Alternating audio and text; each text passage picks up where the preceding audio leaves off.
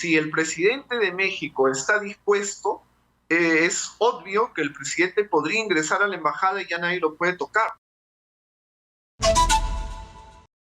El ex fiscal anticorrupción Pedro Angulo se encuentra con nosotros en la comunicación. Doctor Angulo, ¿qué tal? Buenas noches. Buenas noches, muchas gracias por la invitación, Pedro. ¿Qué tal, doctor Angulo? Rebelión. ¿Por qué atribuirle este delito presuntamente perpetrado por Pedro Castillo? A ver, en principio cabría hacer un poquito de historia.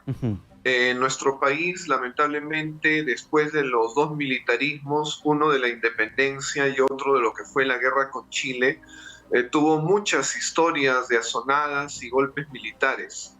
El golpe contra el Estado siempre fue de militares. Excepcionalmente, algunos civiles como Nicolás de Piérola también se alzaron en armas para obtener el poder.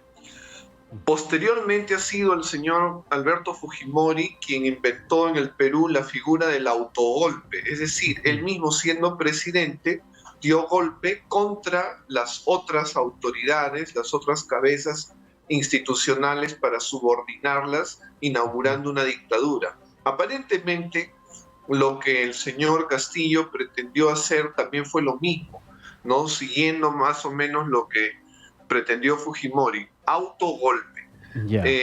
Pero en el interín, ¿cuál es la figura? Que estas, tanto la rebelión como la sedición, es verdad que fueron pensadas, ¿no?, para los militares.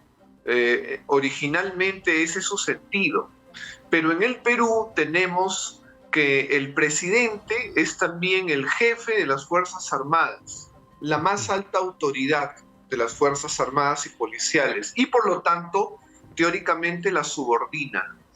El señor Fujimori, a diferencia del señor Castillo, tuvo el respaldo del ejército. Es decir, cuando él hizo su declaración, el ejército de inmediatamente se movilizó y colocaron tanques en el Congreso, e igual Fuerzas Armadas en el Poder Judicial, etcétera, ¿no? Recordamos lo que sucedió. ¿Qué ha pasado con el tema del señor Castillo? El señor Castillo aparentemente improvisó.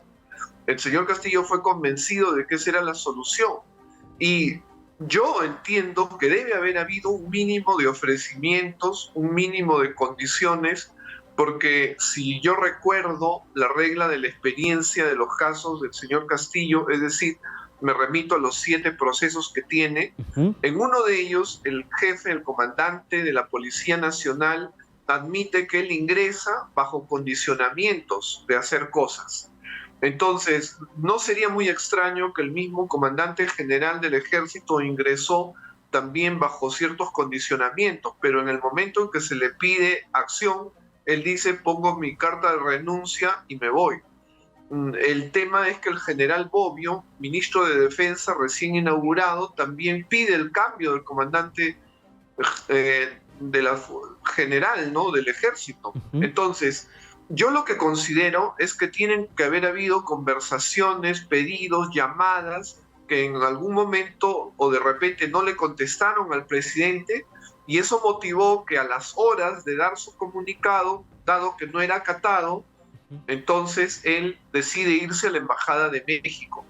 Porque el ejército y la policía sí se movilizó. Un amigo me dijo en el Poder Judicial que ellos creían que era una intervención y dijeron, no, estamos para protegerlos. O sea, desacataron lo que dispuso el presidente. Entonces, esta figura, ¿en qué consiste?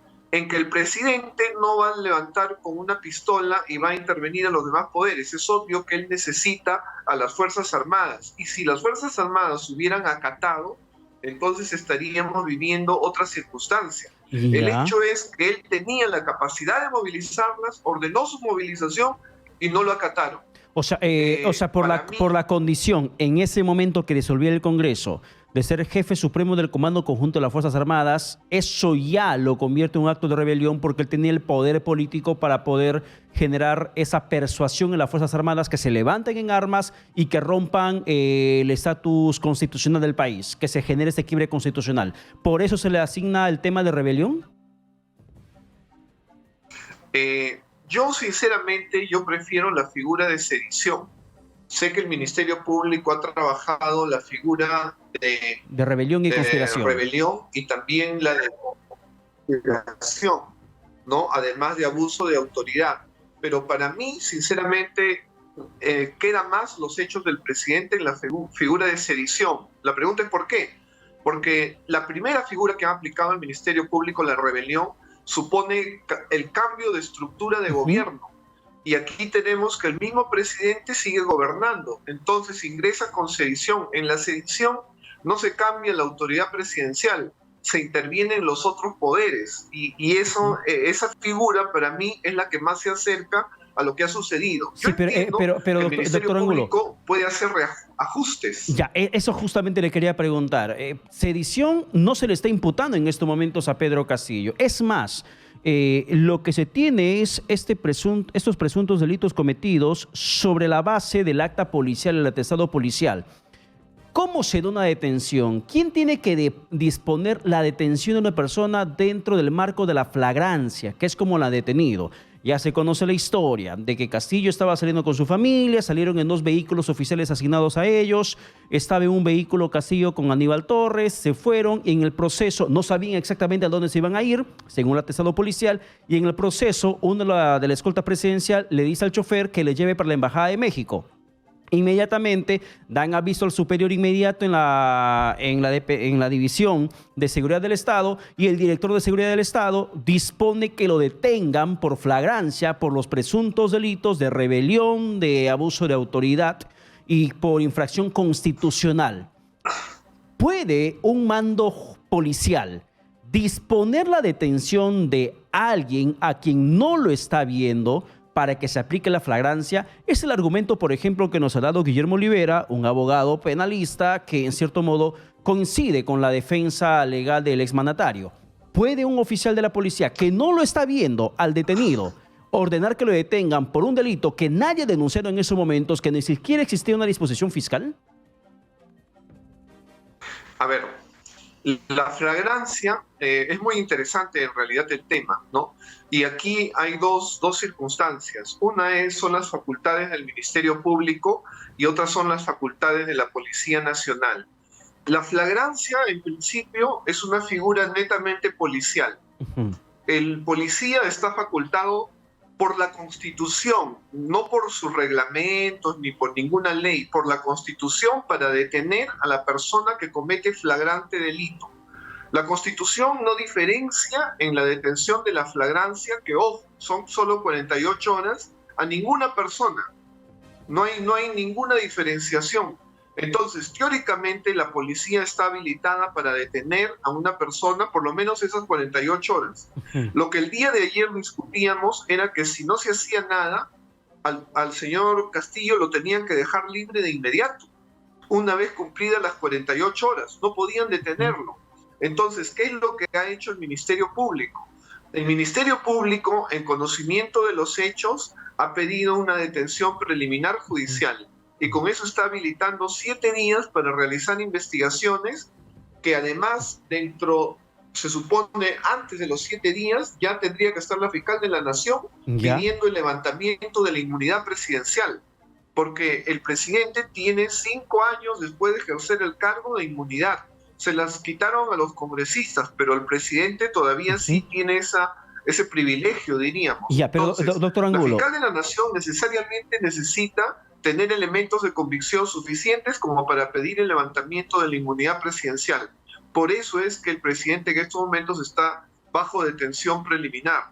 Claro, pero doctor Angulo, a ver, como usted bien menciona, ese tema de la flagrancia, si fue ilegal o legal, constitucional o no, va a ser para un amplio debate, porque sobre ese aspecto va a girar la posible liberación del señor Pedro Castillo en cuanto su defensa plantee la apelación. Sin embargo, yo quiero volver a llevarlo a ese escenario de quién dispone la detención. Es diferente, por ejemplo, el hecho de que yo, ciudadano, víctima de un robo en la calle, voy ante el policía y digo, esa persona que está en la esquina o una persona con tales características me acaba de robar el celular. El policía, aplicando esta ley de la flagrancia, puede ir conmigo o puede disponer un patrullaje inmediatamente y detener a la persona.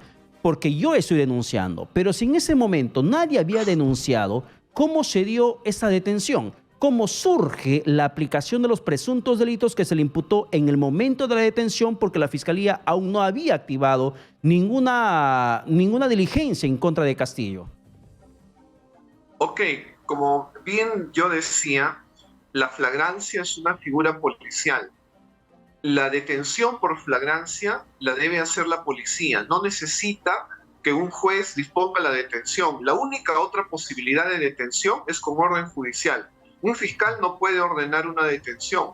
O sea, aquí yo no sé, hay un desconocimiento supino de quien piensa que el fiscal tiene que darle una disposición al policía para que detenga una persona. Sí, estoy diciendo que es una habilitación que hace la Constitución para que el policía pueda detener. Ahora, otra cosa que no ha dicho el señor que trata de hacer la defensa del presidente a pesar de no ser su abogado, es que hay 4 tipos de flagrancias. Una es la flagrancia en estricto sentido. Nosotros le decimos stricto sensu. Es cuando un policía descubre a la persona cometiendo el delito, digamos, lesionando a otro, pegándole o asesinándole. Eso se llama flagrancia en sentido estricto. El otro caso es la presunción de flagrancia. Cuando una persona sale corriendo, el policía cruza esa esquina y mira a otra persona que le han pegado y entonces puede iniciar una persecución porque es evidente que quien le ha lesionado, le ha robado, es el que salió corriendo. Él no vio lo que sucedió, pero presume rápidamente y acciona. Esa presunción tiene que ser razonable, lógica, etc.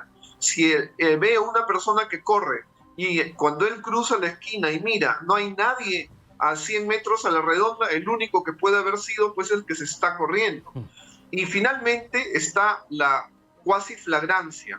Esta figura indica a una persona que, por ejemplo, se peleó con otra, ha corrido esta distancia, tampoco el policía lo vio, pero hay alguien que denuncia, y cuando el policía hace la búsqueda, encuentra que esta persona está despeinada, arañada, con sangre y con la ropa rota. Es evidente que está igual que el otro. Si se han peleado, están en las mismas condiciones. Entonces, él también presume y lo detiene. El policía está habilitado para eso. Pero, finalmente, el Código Procesal Penal vigente en el Perú se añadió una última figura. Esa última figura, ¿en qué consiste? Esa última figura,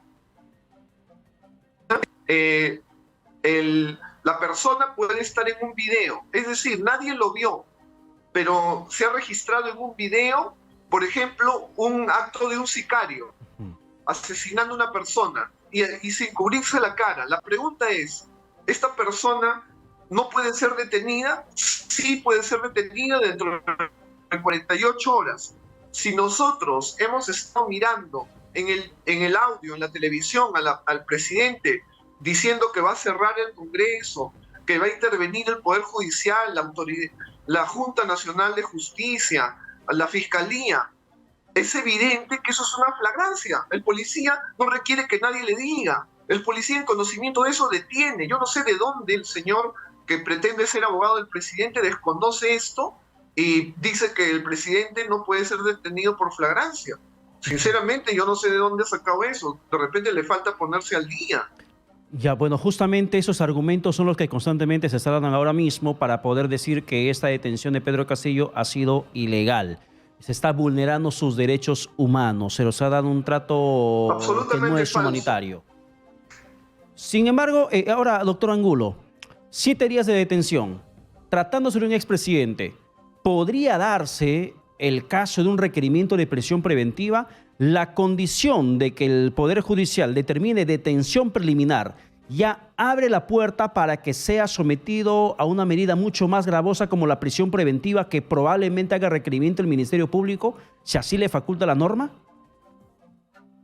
A ver, en estas dos figuras, en la flagrancia y digamos en la detención preliminar judicial, hay un fundamento.